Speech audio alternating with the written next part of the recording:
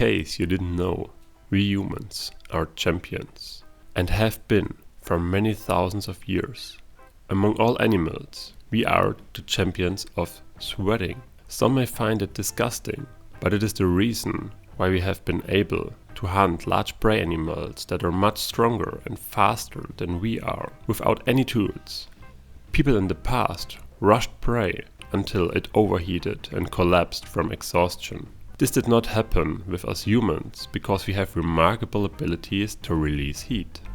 No doubt, every one of us has done sports before, whether we like it or not. Everyone knows the feeling of push-ups, pull-ups or squats. With each repetition, it becomes more exhausting. We get hot and the number of repetitions decrease with each attempt. First 10, then 9, and then only 8. We feel that our strength is fading.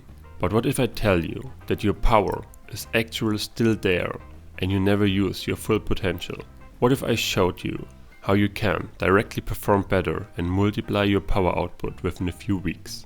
What if you were making more progress than anyone else, even more than people who inject themselves with anabolic steroids, and yet your progress is on a completely healthy path? Sounds interesting? As already indicated, whenever you think there is no power left, it's not true. Our muscles heat up during exercise, and depending on the number of muscles used, the same is true for the entire body. Besides sweating, our cooling system is similar to an engine. The engine has cooling water. We have blood. The blood absorbs heat and can transport it away from our local muscles. But when the body temperature rises overall, this no longer works. Very simplified, if the temperature rises too much, which happens very quickly during hard exercise, then the energy supply no longer functions optimally in the muscle and the muscle becomes weaker. Enzymes for ATP are temperature sensitive. In addition, the tension in the muscle increases and the removal of heat via bloodstream is inhibited. Our command center, the brain, registers the rise in temperature and is alarmed. Besides the loss of provided energy in the local muscle, the brain downregulates your desire to continue to exercise at all. Your motivation decreases as a protective mechanism. To sum it all up, although we do not perceive it that way, but the most immediate fatigue in our muscles is due to rising temperature. With a simple basic understanding of this process, you quickly get an idea that cooling is probably the solution. We are indeed on the right track with this idea, but the how is crucial. Most people will think of a cold pack directly on the muscle, but this is very inefficient and not very helpful. We have hairy skin on most parts of our body, even if this is no longer very noticeable. These are areas of our body that are particularly well insulated. And do not be mistaken, our skin is a very good insulator. Look for yourself. You will find almost no hairless areas on your body, even if there are only really tiny hairs. Cooling our torso with a cool, wet towel feels great and refreshing.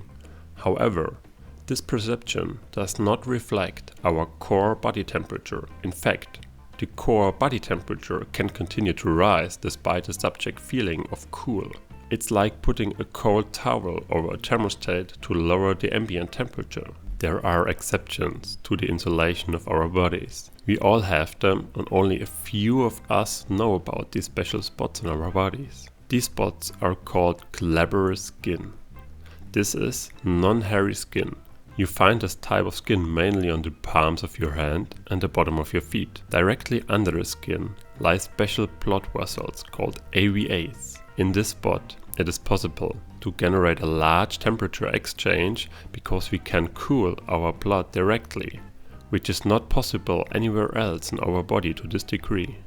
In scientific studies, participants were asked to do certain strength exercises such as pull-ups or dips and to cool the palms of their hands for a few minutes during the break between the exercises. The results, however, were astonishing.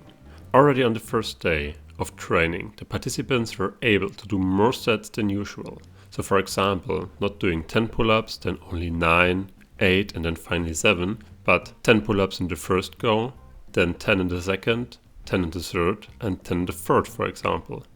What was also very interesting is that the participants who cooled their hands also felt much less muscle soreness on the next day. They were much fitter. Over the course of a few weeks, the gap between the participants who used the cooling and the normal group widened tremendously. In some cases, the cooling participants were able to increase their power output by several 100% in just a few weeks, whereas the normal participants improved by just a few percent. Compared to studies on anabolic steroids, the cooling method seems to work even better than anabolic steroids. And the best thing is that the acquired extra strength or endurance persists even after you stop using the cooling method, which is really amazing. We can assume that this knowledge will transform the sport industry in the years to come. But how can we use this knowledge? How can we use it already today? The protocol is quite simple. On the next time you go to the gym, take a water bottle with you and carry it in a cooling bag, if necessary with cooling pads. Between your workout breaks, take the bottle in your palms of your hands and hold it there for about 3 minutes. In this case, colder is not better. The best water temperature should probably be between 14 and 16 degrees. This is enough to remove the temperature from your blood. If the water is cooler, it can be that your blood vessels contract and no heat exchange can take place.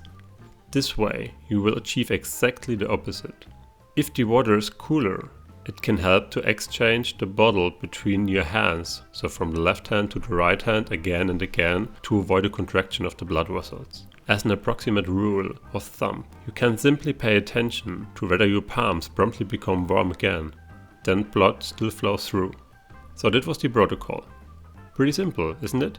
So what are you waiting for? Go out and try it and become stronger. Tell us if you're going to try it. What are your experiences with the technique? If you want more tips like this, please leave a like and subscribe to the channel to stay curious and notice new videos directly. Thank you.